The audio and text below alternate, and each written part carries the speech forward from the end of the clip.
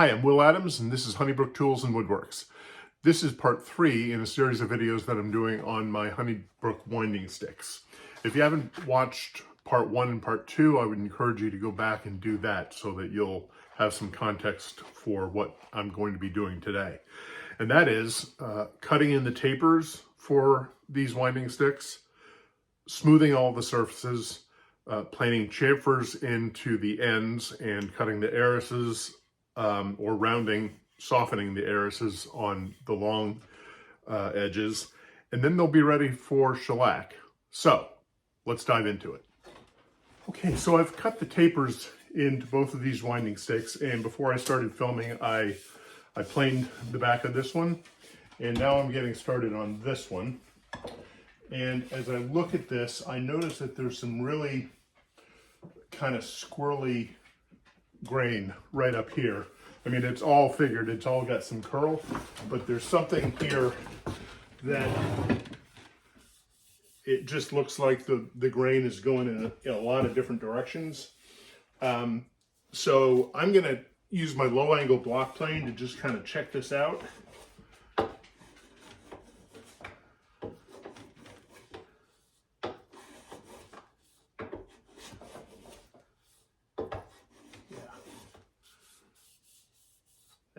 Nicely.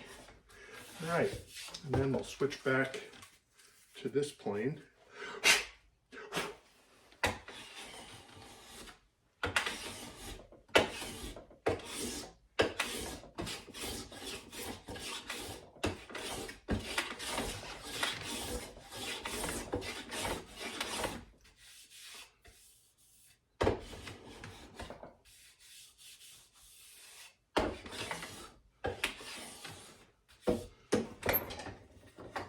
And I find that with this really curly figured grain, you need to use all your senses. Well, not all, but you need to use your sight and your feel, because sometimes what looks like a curl can actually just be part of the wood that still needs to be smoothed.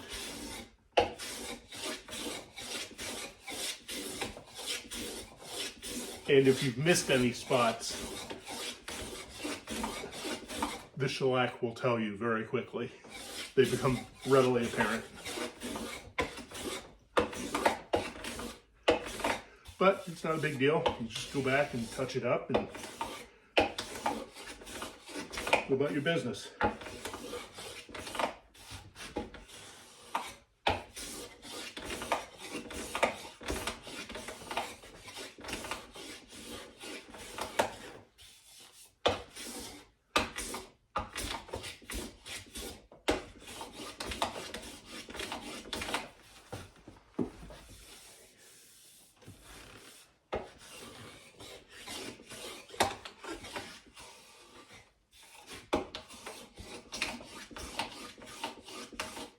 All right, so that's me done with the planing. I'm going to move the camera around, and then I'm going to start to put the chamfers in to the ends. So before I get started with the chamfers, I've just noticed that there's a little spot right up here on that the end that's got that kind of squirrely little grain that isn't quite smooth. So something that I do, maybe this is a well-known trick, I don't know, or technique. I just take a regular utility razor blade, and I use it as a mini scraper. I hit it a couple times with my burnisher, and that puts a tiny little hook on it. And it works really well for little spot cleanups like this.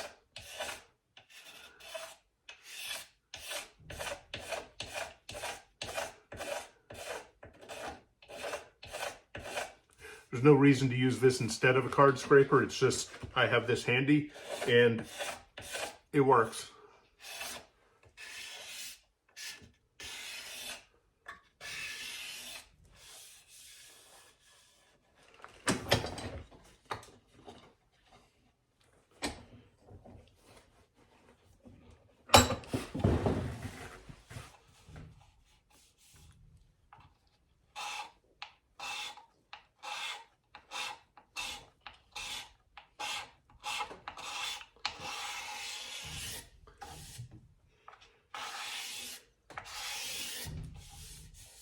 There we go. All right. So now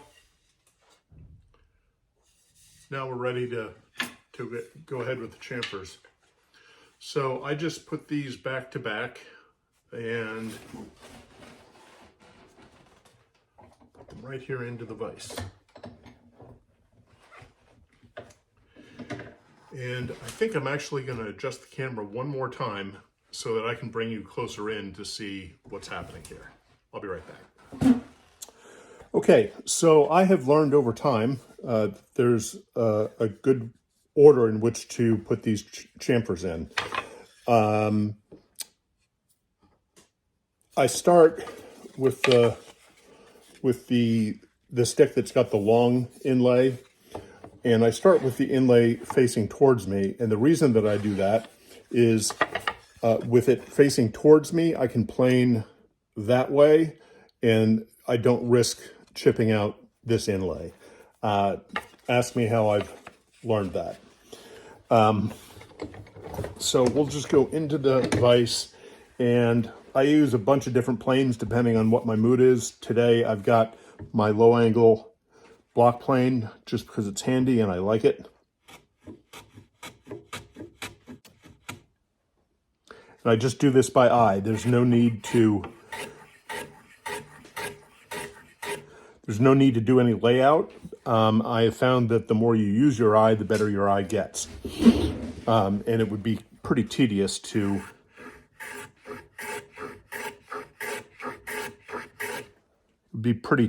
try to lay those out.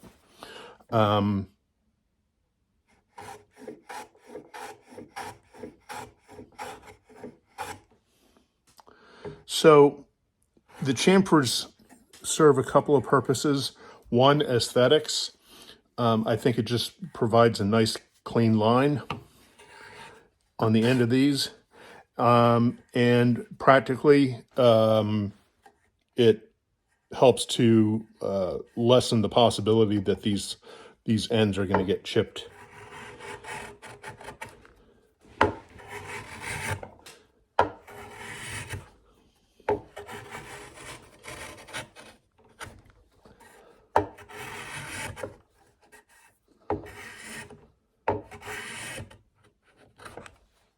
Okay, so that's that, and then we bring this one up.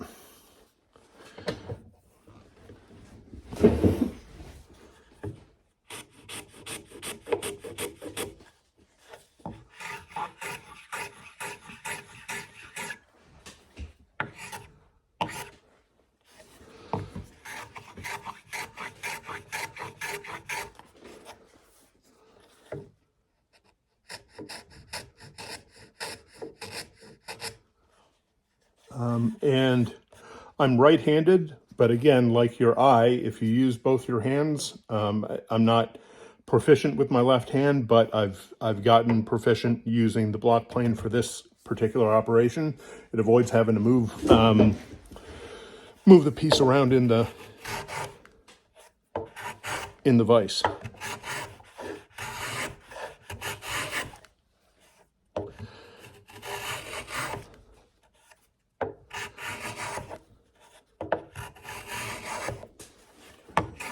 That.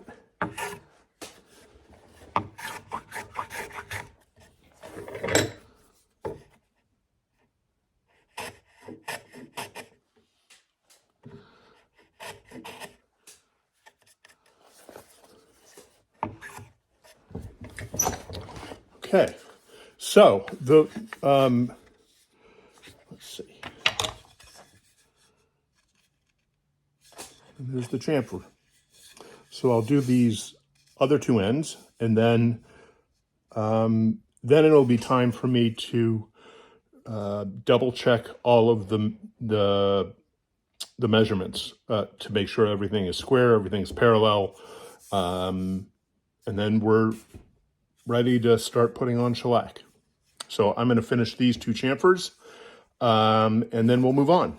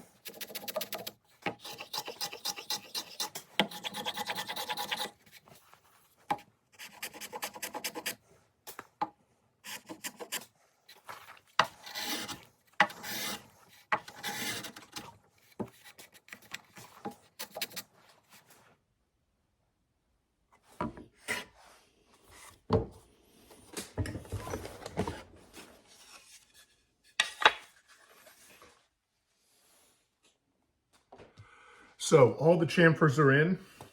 I've double checked all the measurements, made sure everything is square, everything's parallel. They're good to go. And they are ready, almost ready. One last step before we apply the shellac, and that is to apply my maker's mark. Now, this is one of the cutoffs from when I cut in the tapers.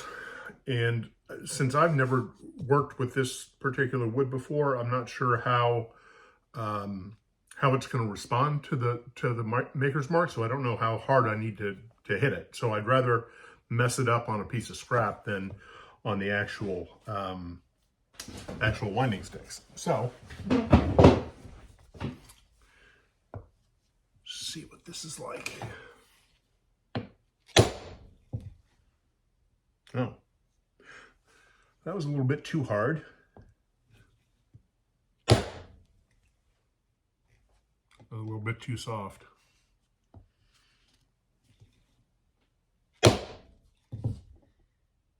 And that does it. All right. So now I've got a sense of what I need to do.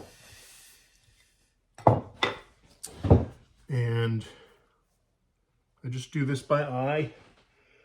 I can center the mark on, center the maker's mark on the center mark itself. And then I just look over the top to see that it is parallel to the bottom.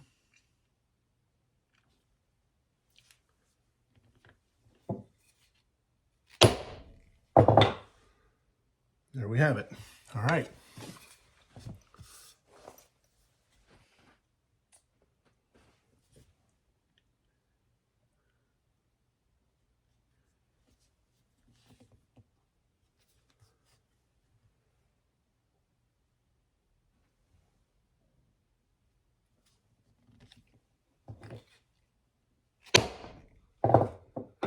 Right, there,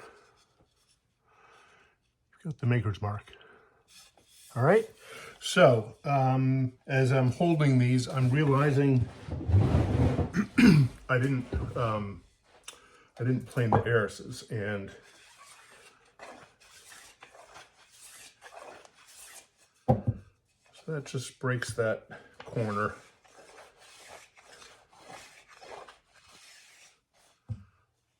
So that you don't cut yourself.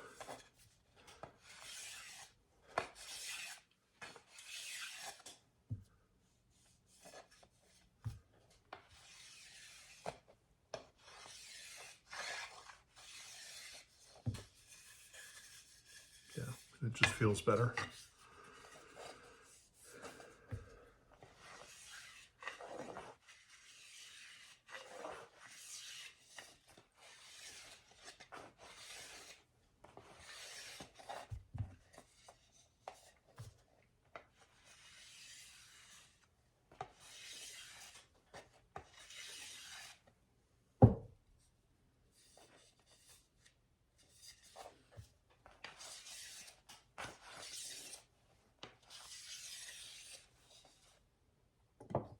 Okay.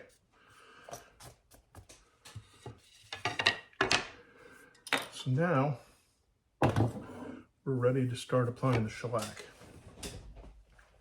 And I essentially use a French polishing method. So I've got a wad of cotton t-shirt inside of another piece of cotton t-shirt.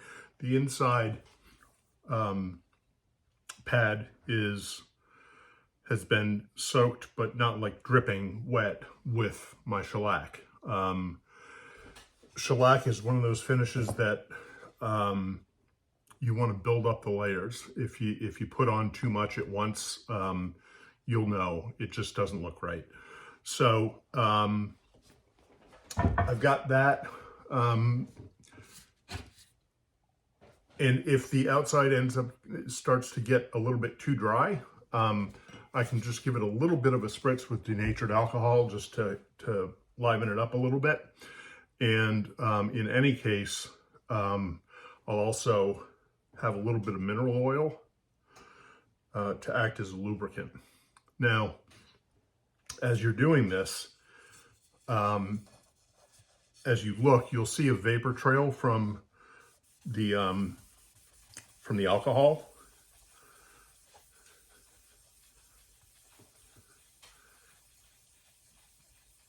And it's really no more complicated than rubbing it on like this. You want to make sure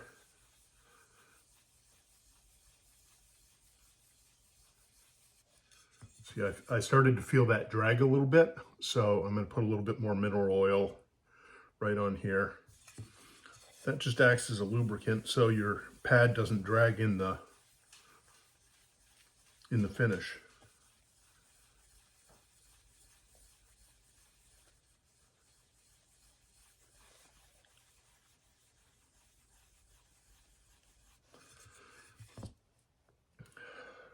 And I'm also feeling like this pad might be, I might need to spritz it a little bit just to kind of thin out the shellac. It just feels like it's a little bit too thick, if that makes sense.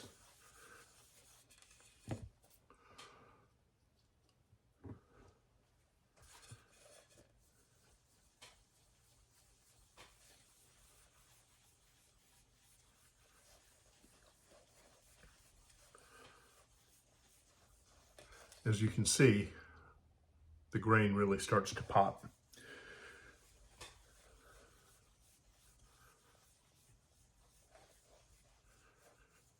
So this is one of those processes where I just tend to get myself a cup of coffee, turn on a podcast, and have at it. It can be pretty meditative. You know, as often as not, I'll just sit here in the quiet and do it.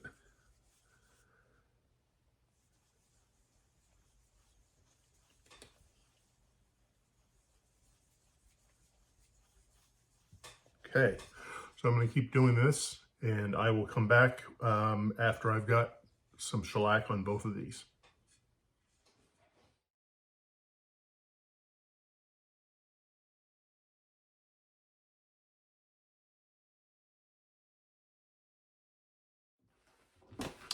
Right, so I've got the initial coat of shellac on these winding sticks, and I am really well pleased with how they've turned out. That's the first coat of shellac that I've put on them, and it really makes the grain pop, as well as the color. So from here, I'll let this initial coat of shellac cure at least overnight, and then I'll add some more tomorrow. Once all of the shellac is finished, I will apply some hard wax. I usually use Alfie Shine, and then these will be ready to go. So these will be listed on my website at honeybrookTools.com. This is not a regular offering. I don't usually have koa in my shop, but I'll be posting these as a limited edition or a special edition on the website. And if you're interested, shoot me an email, will@honeybrookTools.com. I hope you enjoyed this series. This is the first in the series of videos that I'm going to be doing about my complete line of tools, including marking knives, dovetail knives, marking gauges, birdcage awls, scratch awls, and plain iron adjusting hammers. So, thanks for tuning in. If you like this, please click like and subscribe to the channel and tell your friends about it. Thanks for watching.